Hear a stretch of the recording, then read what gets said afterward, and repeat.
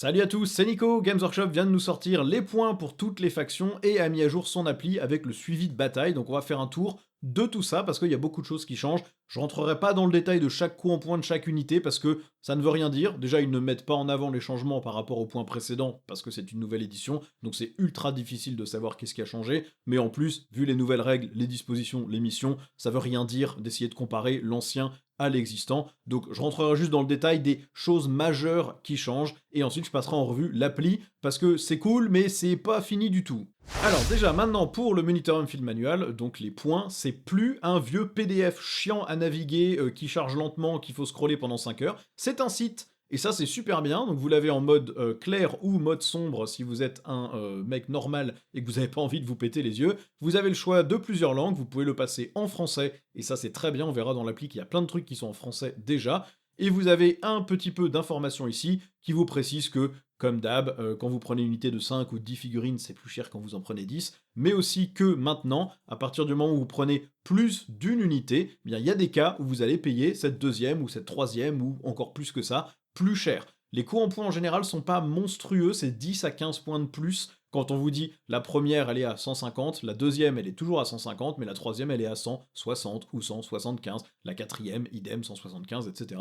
Donc c'est pas des gros changements, mais ça permet d'inciter quand même à éviter du gros spam crado de la meilleure unité, la plus forte qui vient de sortir et qui est pétée. Ça vous donne peut-être un petit peu plus de choix. On verra si ces 10 ou 15 points de différence font la différence, ou si au contraire on continue de toute façon à avoir 3 defilers parce que payer 10 points de plus on s'en fout, ça change rien.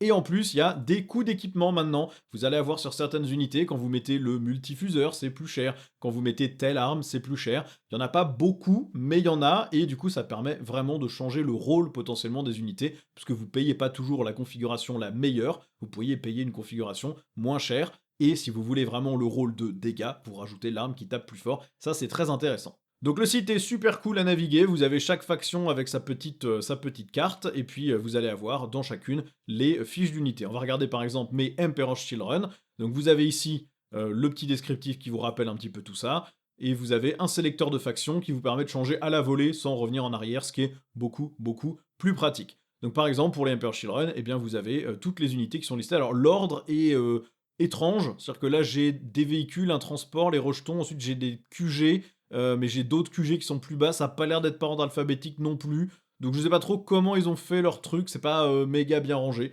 Peut-être que c'est parce que c'est l'ordre alphabétique anglais, mais la traduction française du coup met pas les choses dans le bon ordre. Donc ce que vous pouvez voir par exemple, c'est qu'un prince démon à pied, c'est 170 points, mais si vous en prenez un deuxième, le deuxième coûte 185, le troisième coûte 185, idem pour le prince ailé, le premier n'est qu'à 205, mais le deuxième va vous coûter 235, le troisième 235.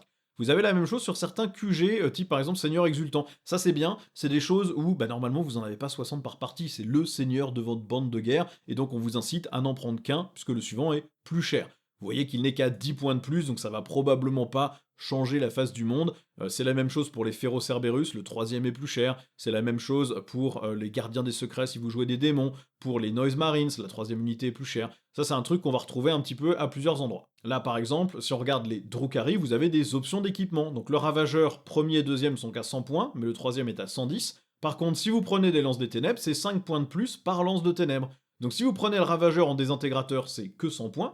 Mais si vous prenez 3 lances des ténèbres à la place des 3 désintégrateurs, eh bien ça va vous coûter 115 points par ravageur, et du coup sur le troisième, ça va vous coûter 125 points. Ça c'est comme ça que ça fonctionne. C'est pareil avec les fléaux à armes lourdes, ils sont à 110 points, mais si vous prenez des fusils disrupteurs ou des lances des ténèbres, c'est 5 points de plus par figurine qui prend cette arme. Donc les fléaux avec 4 lances des ténèbres, eh bien ils sont à 4 x 5, 20, donc 130 points. Par contre, si vous les prenez avec les canons éclateurs ou les espèces de lance-flammes, ils sont qu'à 110. Si vous prenez une troisième unité de fléau, eh bien c'est 120, et vous ajoutez encore le coût des équipements. Idem pour les Talos, ça n'est que 75 points, mais si vous prenez les fusils Haywire, les fusils disrupteurs, c'est 5 points de plus, donc ça vous coûte 80 points, le même prix que maintenant. Si vous prenez 3 Talos, c'est plus cher, hein, la troisième unité est plus chère, etc., etc. Tout ça c'est cool, vous voyez aussi que vous avez un petit sélecteur qui vous permet de montrer les unités légendes.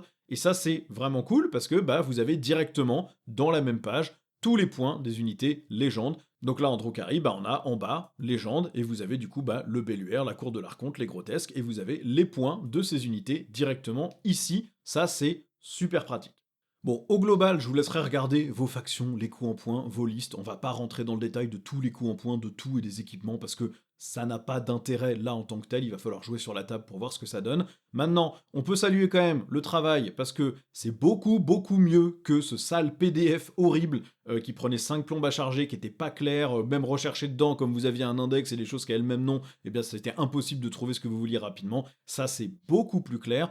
On espère qu'ils maintiendront les variations de points sur ce site quand ils font des changements de coup en point, qu'on aura un coup en point mis en rouge s'il a changé ou en augmentation ou en vert s'il a changé en baisse, avec la variation de points à côté. On espère qu'ils vont garder ce système-là parce que c'est beaucoup plus pratique pour voir ce qui a bougé faction par faction quand ils font des mises à jour. Le site lui-même, je le trouve pas super lisible. Même quand on là, je suis zoomé à 150%, mais même si je dézoome, c'est un peu un joyeux bordel. C'est trop serré, il n'y a pas assez d'espace, on peut pas filtrer par unité. Donc il y a encore plein de trucs qui peuvent améliorer là-dessus, mais c'est déjà beaucoup, beaucoup mieux que le PDF. Vous avez aussi pour chaque détachement l'archétype qui va être attribué, et puis le petit mot-clé qui peut être ajouté. Donc par exemple pour Lion de l'Empereur en Custodes, vous avez le mot-clé Lion qui se retrouve aussi ici pour les coups de marteau des Taranatoi. Vous avez aussi le mot-clé Lion. Donc du coup, ça vous dit que vous pouvez pas ajouter ces deux détachements ensemble dans une même armée. C'est intéressant, c'est bien fait, voilà. Maintenant, j'espère qu'ils vont changer la lisibilité. En mode clair, c'est un petit peu plus lisible, je trouve. Il y a un peu plus de contraste, mais globalement, voilà, on n'est pas sur la version la meilleure possible qu'ils aient pu faire, mais on est sur un truc beaucoup, beaucoup, beaucoup mieux que le PDF. Donc ça, on peut saluer déjà ce boulot-là. Et puis moi, ce qui me parle aussi beaucoup et ce que j'aime, c'est qu'ils n'ont pas interdit des choses, ils n'ont pas restreint en disant tu peux prendre qu'un seul de ceux-là et puis c'est tout, telle unité elle a perdu son équipement parce que c'était trop fort, ils ont juste dit tu peux toujours jouer tout ce que tu veux, par contre tu seras pénalisé si tu spams, ça va te coûter plus cher, donc par exemple si tu spams 3 defilers, et ben ça va te coûter plus cher et donc tu n'auras peut-être pas l'amélioration que tu voulais mettre sur ton personnage, ce qui fait que peut-être que tu vas reconsidérer le troisième ou le deuxième de la même figurine en spam, et ça je trouve ça très bien, c'est intelligent, c'est bien fait, et surtout ça leur donne un petit levier supplémentaire où ils se disent bah ok les gens continuent à spammer quand c'est que 10 points de plus, et ben maintenant c'est plus 20 points. Et si ça suffit pas, c'est plus 30 points. Et ça permet d'éviter qu'on se retrouve avec des listes où t'es 3 fois la même unité sur les 3 unités les meilleures du codex et basta. Ou en tout cas, ça donne un levier qui permet d'éviter ça. Donc sans interdire, mais en améliorant, je trouve que c'est la bonne approche. Maintenant, on va passer à l'application elle-même parce que c'est pareil, il y a eu pas mal de choses qui ont changé dessus. Bon, du coup, maintenant, si on regarde l'application mobile, il n'y a pas grand-chose qui a changé visuellement. Vous avez toujours vos listes d'armées et vous avez toujours les références. Ce qui est intéressant à noter, c'est que déjà, vos favoris, alors moi, ils ont dégagé. Je ne sais pas si vous, ça sera le cas, mais moi, j'en avais, ils sont partis. Donc ça, bon, c'est pas très important, mais si ça a dégagé pour vous aussi, il faudra les remettre.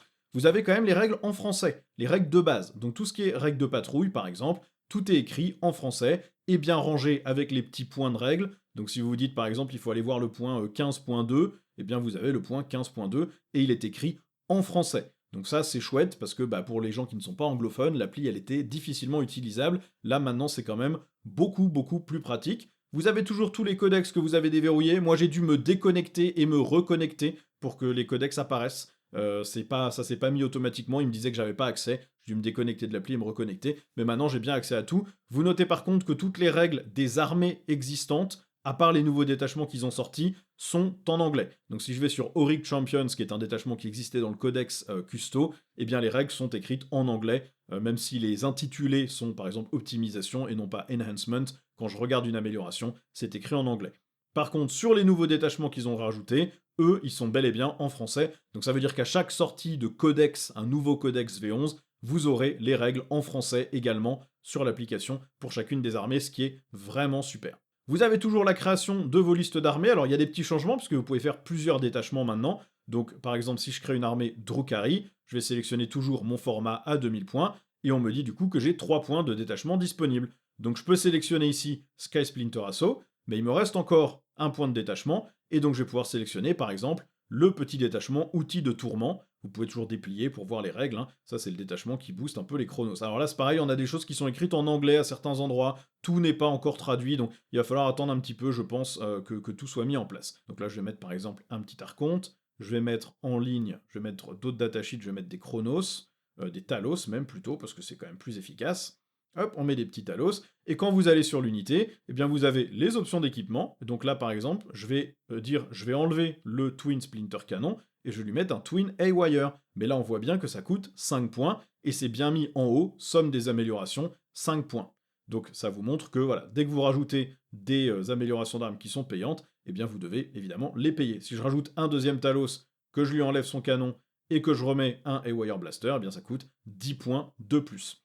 Vous notez aussi que comme j'ai un détachement qui permet d'avoir des optimisations sur les Talos, je peux les sélectionner directement ici, pour donner une invulnérable à 5. Ça coûte 15 points pour l'unité. Alors le coût en points de l'amélioration est le même que je sois sur 2 figurines ou sur une figurine. Donc les améliorations sur unité, vous allez être incité quand même à les prendre sur des unités assez costauds. Si vous prenez un seul Talos, vous allez sans doute pas lui mettre une amélioration à 15 points. Si vous faites unité de 2, c'est un petit peu plus intéressant et un petit peu plus rentable.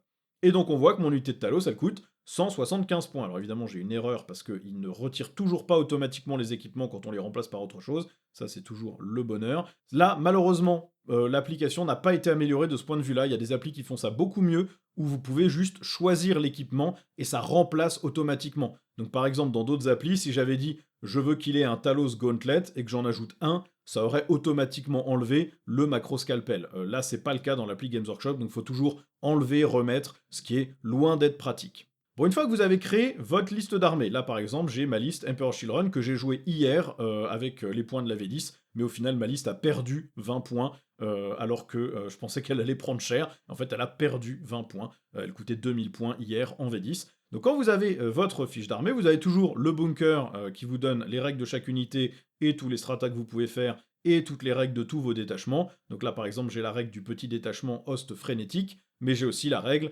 du détachement cour du Phénicien que j'ai choisi pour cette armée. Vous pouvez avoir maintenant un onglet qui s'appelle Bataille.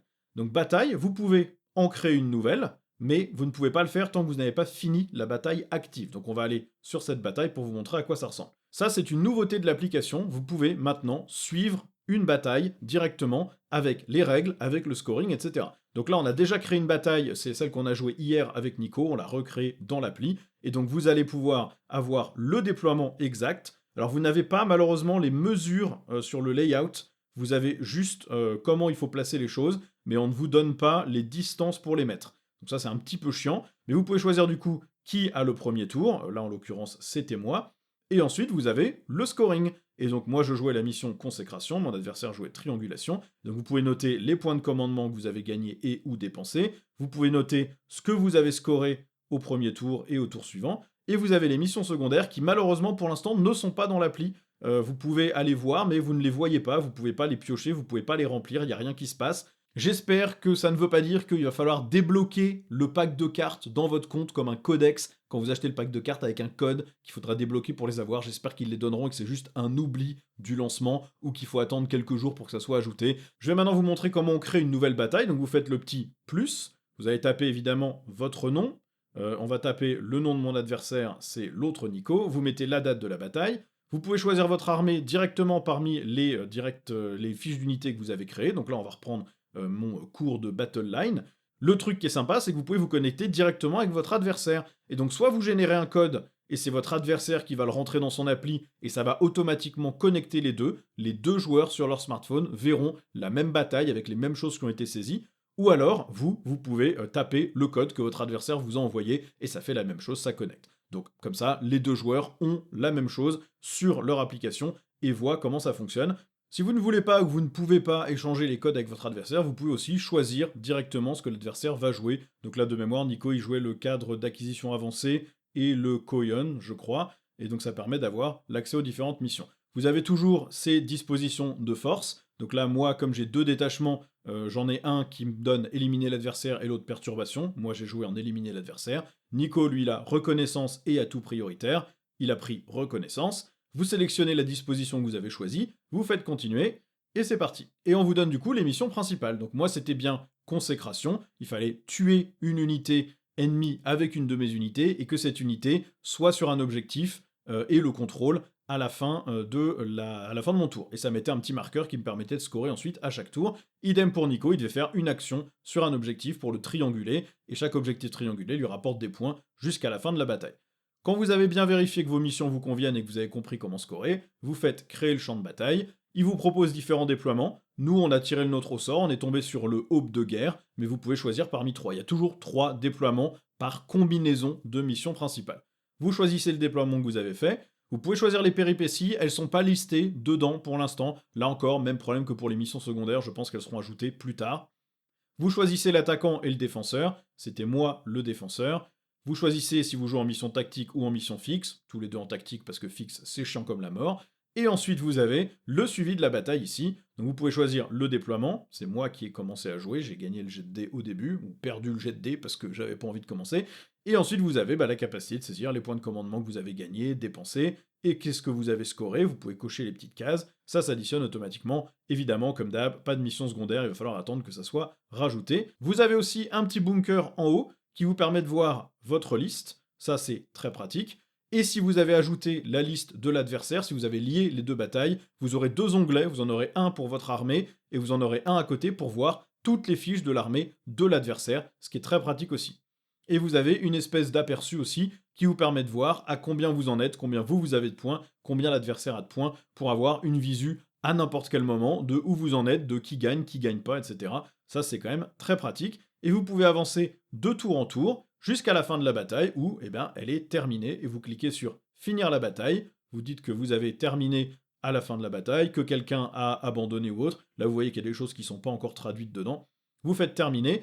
Par contre, une fois que c'est terminé, vous pouvez plus modifier les scores. Donc si vous êtes trompé avant de terminer la bataille, malheureusement pour vous, il va falloir en recréer une nouvelle et tout recommencer. Donc faites bien attention à ça, il n'y a pas de modification a posteriori. Bon, au global donc, plutôt positif, vous avez le suivi de partie qui marche bien, vous rentrez le code de votre adversaire, boum, vous avez toute sa liste, vous pouvez la consulter pendant la partie, les deux joueurs peuvent voir où le score en est, alors que d'habitude quand vous jouez avec par exemple Tabletop Battles, il n'y a qu'un seul des joueurs qui a créé la partie, donc il n'y a que lui qui a les scores dessus, ce qui est quand même moins pratique. Là vous pouvez tout le temps voir où vous en êtes, à quel moment, vous voyez toute la liste de l'adversaire si vous avez utilisé l'appli, ce qui est très pratique pour vérifier les règles, avoir une idée des stats, plutôt que de demander à votre adversaire « Ah, c'est endurance combien, c'est quoi comme machin ?» avant de prendre vos décisions. Pendant que l'adversaire fait son tour, vous regardez, vous dites « Ok, il est endu 5, il a 3 PV, donc normalement je peux le gérer avec telle unité. » Beaucoup plus facile quand vous affrontez une armée que vous ne connaissez pas. Le fait que les missions secondaires soient pas dedans, que les twists, les péripéties soient pas dedans, c'est un peu dommage. J'espère vraiment qu'ils ne vont pas nous obliger à acheter les cartes pour les déverrouiller dedans, parce que ça serait vraiment la plaie.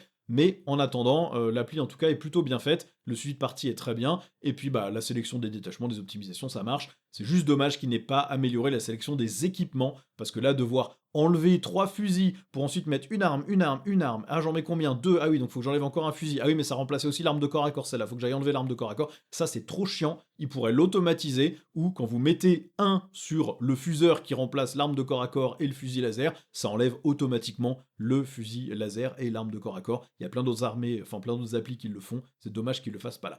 Bref, c'est quand même une bonne amélioration, c'est plutôt enthousiasmant. Nous, la partie qu'on a jouée hier, Emperor Shield contre Otto, était très fun, et finalement, les nouveaux coups en points font que je crois que la liste de Nico prend 5 points, donc il aura juste remplacé des Vespides par autre chose, ou un pack de Stealth par autre chose, et moi, ma liste, elle a perdu 20 points, malgré le fait que j'ai 3 princes démons, parce que je sais pas exactement pourquoi ça a perdu des points d'ailleurs, parce que c'est assez surprenant, vu que de ce que j'ai vu, il n'y a pas vraiment d'unités qui ont perdu en coups en points, peut-être les infractors, ou peut-être les tourmenteurs. Mais en tout cas, voilà. Donc globalement, la partie qu'on a jouée, elle était équilibrée à peu près avec les points de la V11, donc il n'y avait pas vraiment de gros soucis, et c'était super intéressant et super fun. On vous fera peut-être un récap ou un live plus tard, la semaine prochaine, pour vous parler de tous ces coups en points et tout, quand on aura eu le temps de décortiquer, d'analyser, de voir ce que ça peut vouloir dire sur la table. Mais globalement, on est assez satisfait, nous on trouve que c'est vraiment sympa. Je vais m'arrêter là en tout cas pour cette vidéo, j'espère que vous avez apprécié. Comme d'habitude, si vous aimez la vidéo, vous avez tous les boutons YouTube, le commentaire, machin, tout ça, pour me dire ce que vous en pensez. Est-ce que votre faction est plutôt bien servie par ces changements, ou est-ce que vous avez l'impression qu'au contraire, vous avez pris une grosse claque dans la tronche? Vous me direz ce que vous en pensez. En attendant, vous avez aussi le lien MyHobbyPlace pour commander toutes vos figurines et votre matos de jeu. Vous payez moins cher que chez Games et nous, ça nous revient une petite commission si vous cliquez sur notre chaîne au moment de payer. Et puis évidemment, vous avez la page Tipeee qui vous permet de soutenir la chaîne. Ça permet de faire plus de vidéos, de faire travailler l'autre Nico aussi, ce qui est très cool. Donc le lien est en bas. Merci à tous ceux qui nous soutiennent déjà. Et puis je vous dis à la prochaine pour une nouvelle vidéo. Ciao!